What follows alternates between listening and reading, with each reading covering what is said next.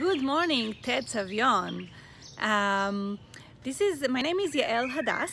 I can tell you that my passions were all my life, both was to study and to teach.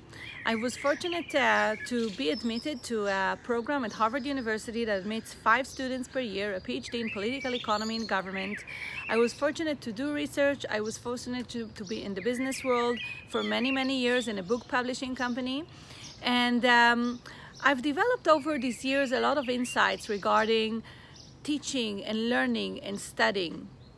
In the past few years, I've become the academic head of economics in IDC Herzliya, and as part of my role there, I had the opportunity to teach very different courses: principles of microeconomics, principles of macroeconomics, which are the basic courses in economics, and also at the third year, a research seminar, a policy seminar, when the students have to do their own research. And these experiences have led me to make a lot of think a lot about what incentivizes students to learn, what incentivizes them to actually know, and how do we incentivize them to study. And with the years, I've realized that something is completely wrong.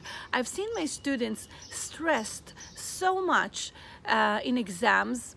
My students in exams sit next to their exam form, and they are nervous, and they are upset, and they are very, very much afraid. The reason they are afraid is because our grading systems say that they're going to be punished whenever they're going to do a mistake in the exam.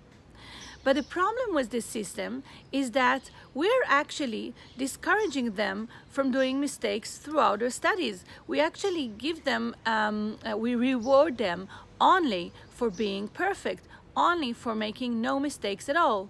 But if you think about the main inventions of the world, like the light bulb or the telephone or the train or the steam engine or so many other inventions, inventions are made through trial and error. Inventions many times come up from a lot of mistakes. So how can we even aspire for a future without borders when we discourage our students from making mistakes? I think that the grading system that rewards you only for being perfect is completely wrong. I think we should encourage our students to learn through mistakes and to actually enjoy the process. You see, when I was a student, the only time I really understood what's going on was after I made a mistake and realized what was wrong with what I was doing. It was very hard to get economics for the first time. You had to read and make mistakes and see where you were wrong. And quite frankly, I always tell my students, when they sit in class and they think they understand everything, something is obviously wrong. It's impossible. You have to make a lot of mistakes to be really able to understand the material. So my proposal is that we should change our system. So we have to think about a new system. To be honest, I don't have all the solutions now, but I do have some direction.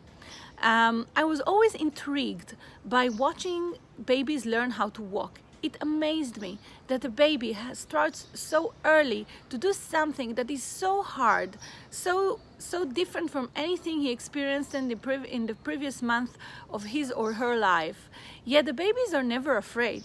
The babies always try and fall, and they try and fall, and they try and fall again, numerous times. I've seen parents. Also, I was a parent myself. I am a parent, and I had babies, and I watched my babies learning to walk with awe. And every time, both me and other parents congratulate the babies for falling. When you fall, you say, "Well done, congratulations, try again, don't worry, try again." And the baby, with the encouragement of his parents, would try again. Nobody says to the baby, "Oh my God, you're not perfect, you should be punished." That would really scare the baby. And that would not be a good incentive for the baby to try again.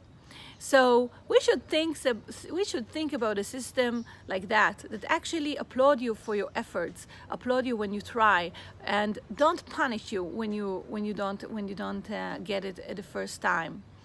I think this is the only way to achieve a future with no borders.